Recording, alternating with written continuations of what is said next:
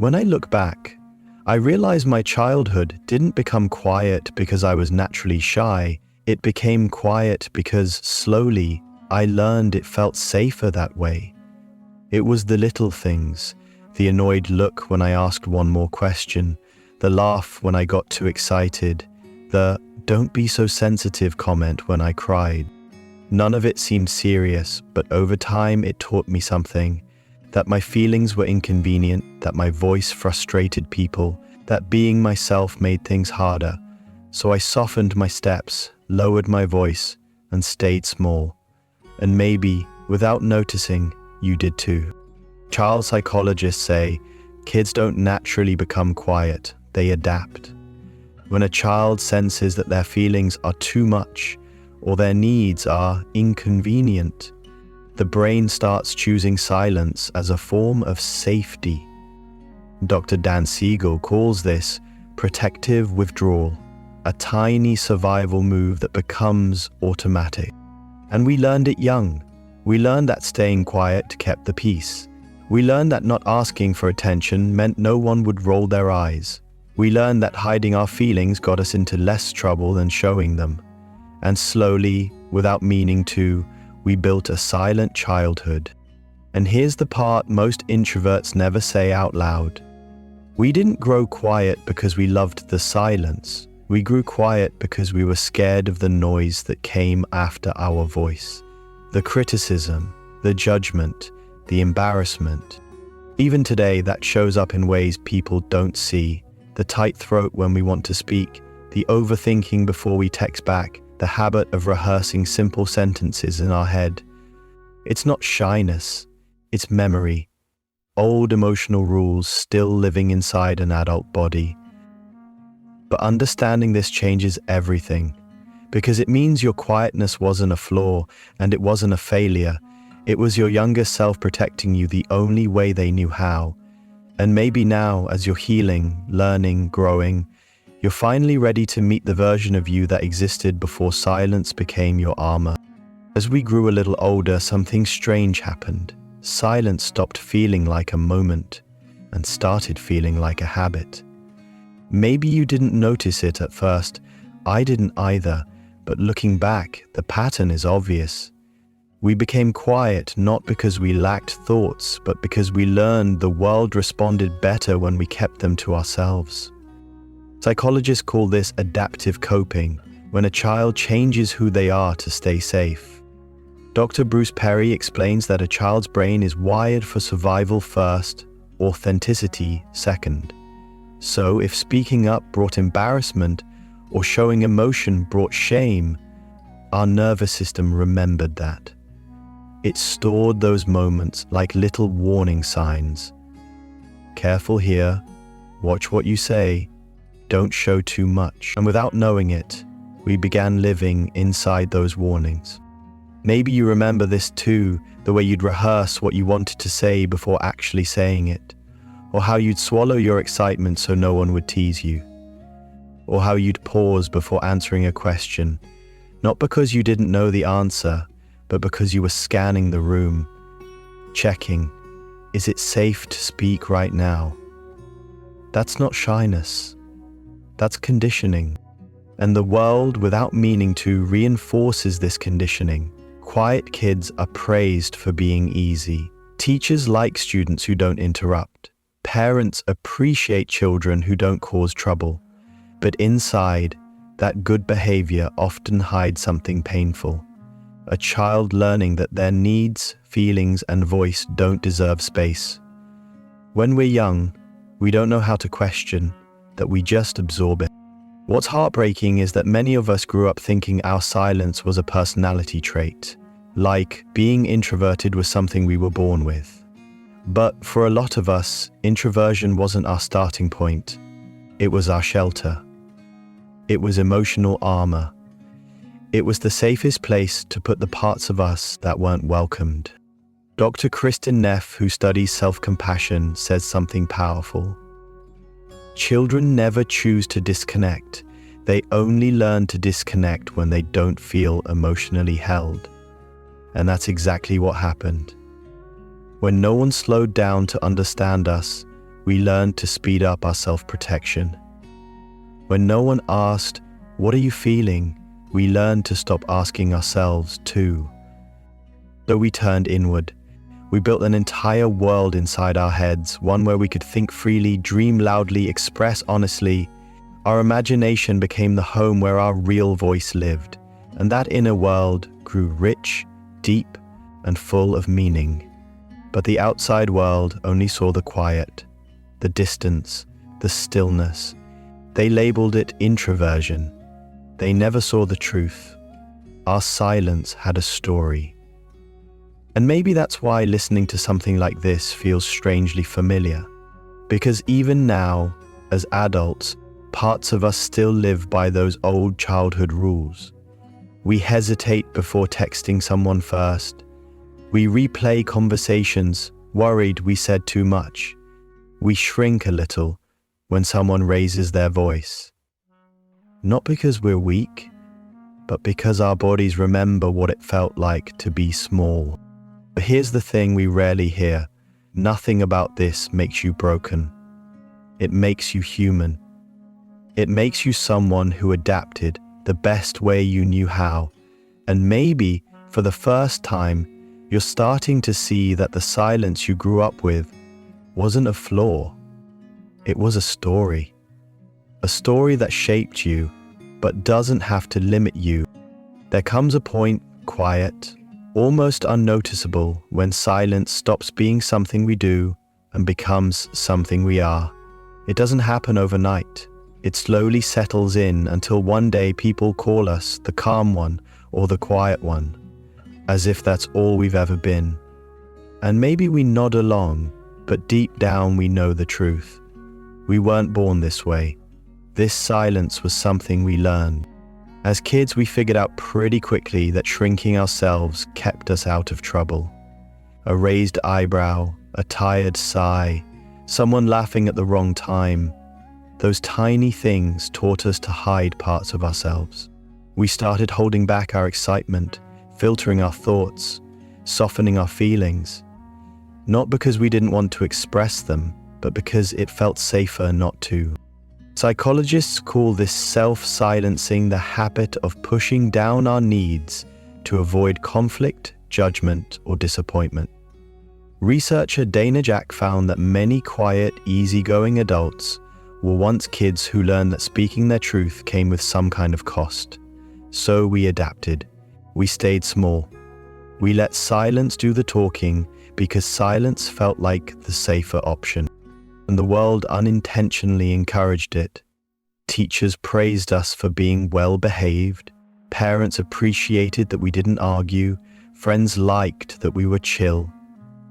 No one realized that being agreeable often meant hiding the parts of ourselves that needed the most care.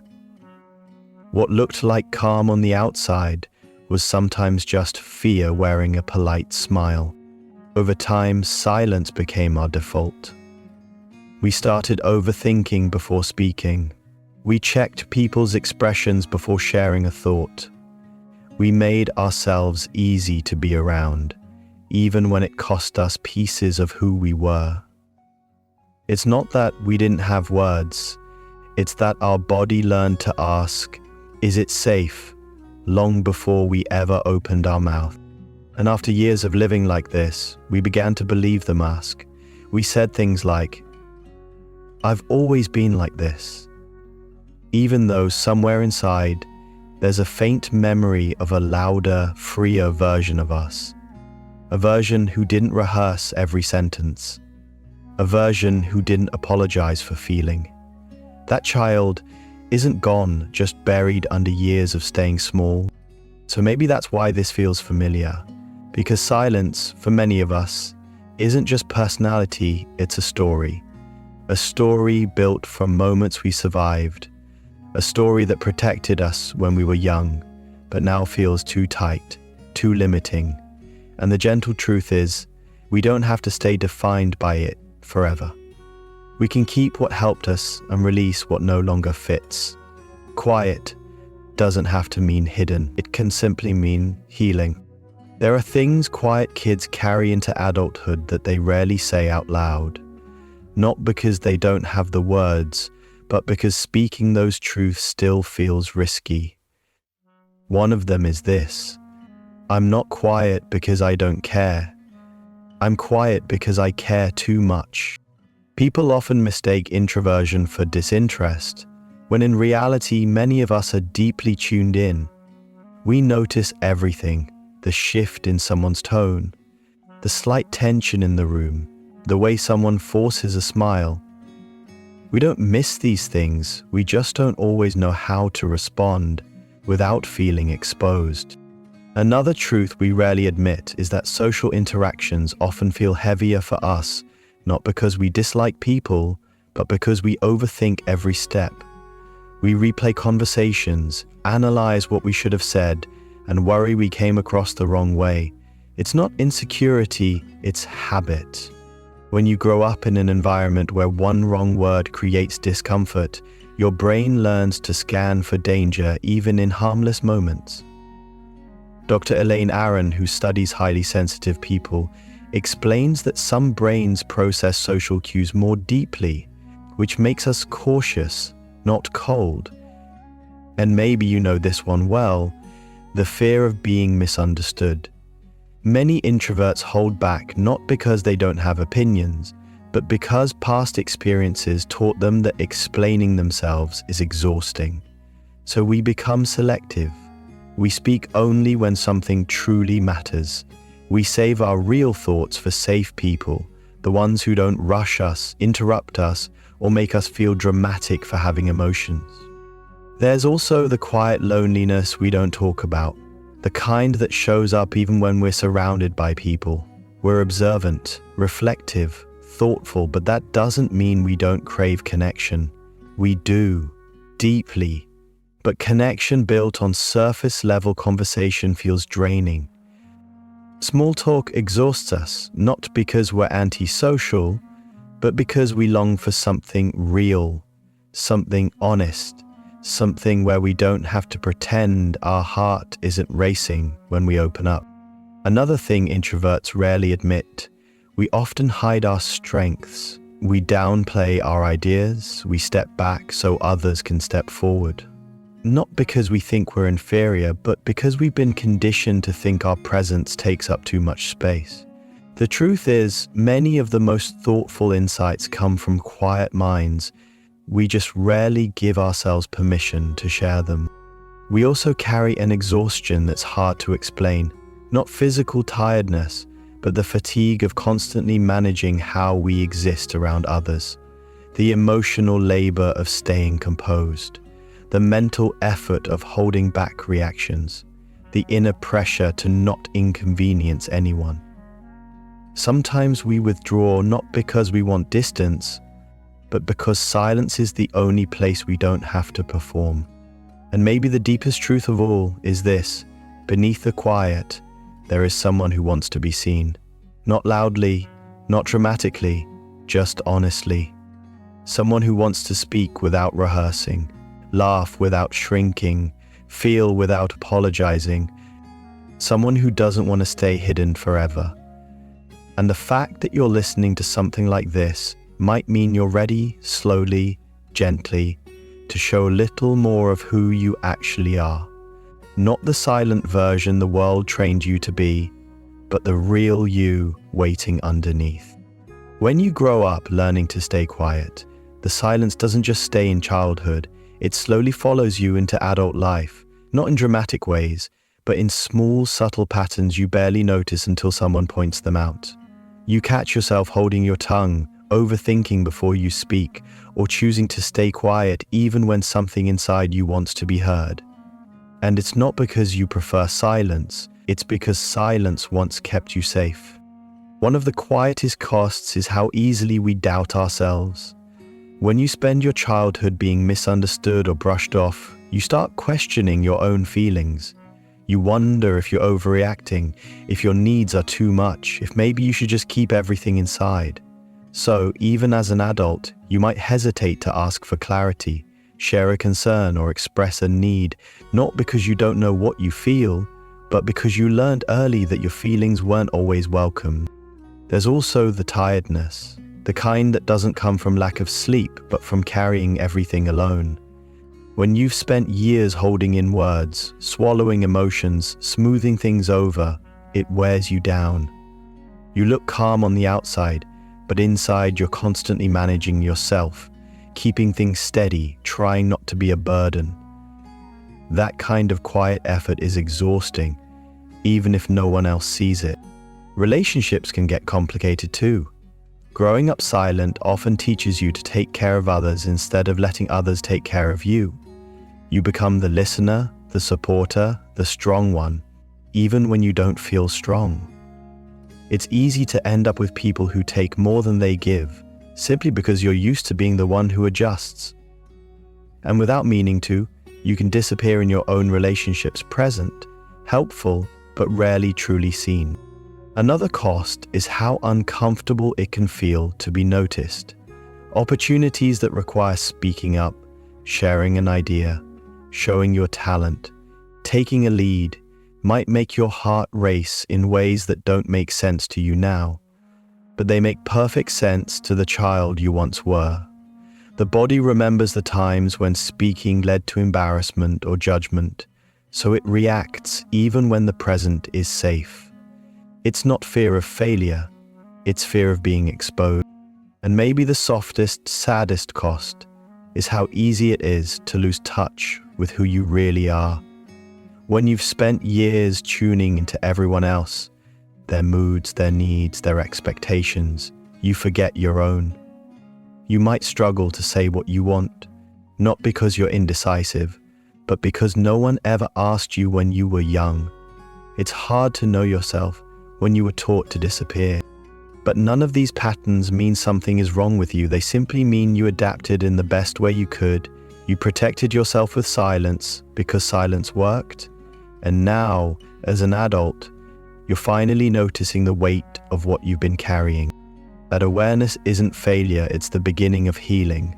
Because once you can see the cost, you can begin gently, patiently rewriting the story. Not by becoming loud, but by becoming honest. Not by forcing confidence, but by allowing yourself to exist without shrinking.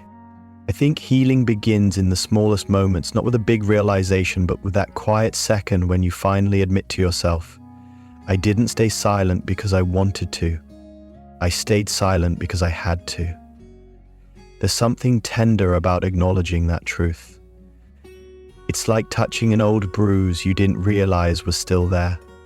You look back and see the child you once were, the one who flinched at criticism, who held their breath in tense rooms, who learned to make themselves small just to feel safe. And suddenly, you understand why. Your voice grew soft, long before you grew up. For me, the healing started on an ordinary day, nothing special. I just caught myself swallowing a feeling again, the same way I had done 1,000 times. And for the first time, instead of forcing myself to be strong, I paused. I listened, inward, almost like checking on a child in the next room. That tiny act felt strange at first, like talking to someone I had ignored for years.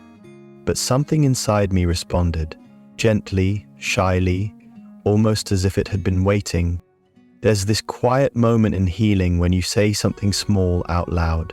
Maybe I don't want to do that, or I'm tired, or that hurt. It's nothing dramatic, but it feels like opening a window in a room that's been closed up for decades. The child in you, the one who was always told to hush, feels a bit of fresh air for the first time.